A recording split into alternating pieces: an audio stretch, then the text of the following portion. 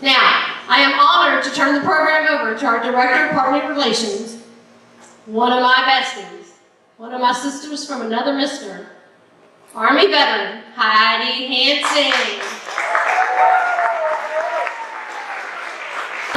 Heidi's going to give us an update for what she's been doing for the last few weeks on her run for the wall, and you're going to explain what Run for the Wall is, right? Yes. All right, thank you, Crystal. Oh, it is so good to be home and see your faces. I have been thinking about this for, well, probably about a year or more. Hurricane Harvey disturbed more than our plans for this event. And it also disturbed the plans that I'd had for many, many years to Run for the Wall. If you're not familiar, is there anyone here that's not familiar with Run for the Wall, what that is? So, okay, I'll explain it, I'm happy to. Run for the Wall is the world's largest cross-country motorcycle ride. And it is a memorial. It's very sacred. It was organized 30 years ago by a Vietnam veteran as a way to welcome home Vietnam vets who were treated poorly or not treated at all when they came home from the theater of war.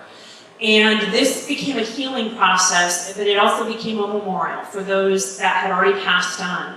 So the motto of the Run for the Wall is, we ride for those who can't. Because for those of us who ride, riding is a very therapeutic and healing process. It starts in California, and it rides cross-country for 10 days to Washington, D.C., where it culminates in a weekend of memorial activities at the National Mall. Many of them centered around all of the memorials that are there, and at Arlington.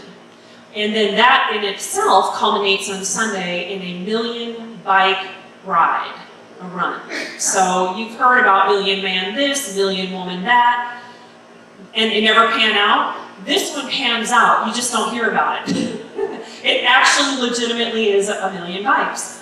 So I've been registered for this for quite a while. Hurricane Harvey forced us to reschedule to this May, and I was very conflicted because this Wheelchairs for Warriors is very near and dear to my heart. I can't possibly miss this evening. Yet Run for the Wall is a memorial, and it's sacred, and it's very serious, and there's a lot of responsibility that goes along with it. And how do I miss that? And Crystal looked at me and she said, "What is your motto again?" And I said, "We'll ride for those who can't." And she said, "You have to go and you have to ride for our guys who can't. You have to ride for Joe Lowry. You have to ride for Garrett. You have to ride for these guys that are waiting in the wings so that they can become more mobile." And she said, "You have to go." So I rode solo out to California. I started in California. We've been making our way across country. We're on day 6? It's all starting to blend. And we're organized in platoons, and it's very efficient, very well organized. It's 30 years of best practices, and these are veterans and veteran supporters. We ride with KIA families, those who've been killed in action. We also ride with MIA families, and then there's me, and I ride for Joe. Hi, Joe. And I ride for Garrett, and I ride for those who right now are men and women of action that have served their country and therefore been confined through an incident. I'm not going to tell your story, and I'll let you tell your story, Joe. But have been confined to a wheelchair. These are active men and women who've been confined to a wheelchair. And it's our proposition, it's our desire, it's our mission that you've joined tonight just by being here to bring them a level of mobility and a quality of life that institutional care cannot and will not provide.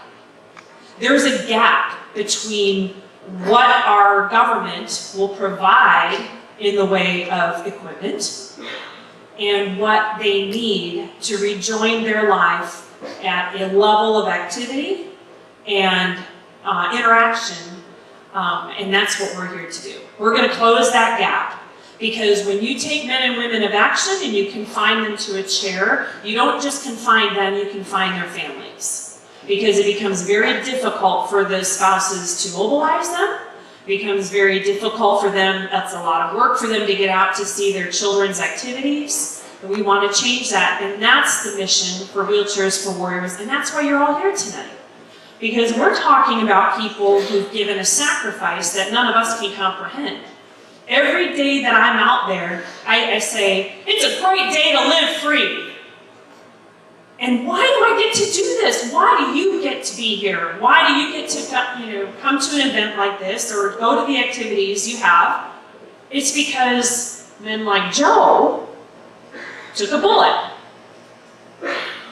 that was meant for an American. It could have been you. It could have been your son, your daughter, but it wasn't. It was someone like Joe.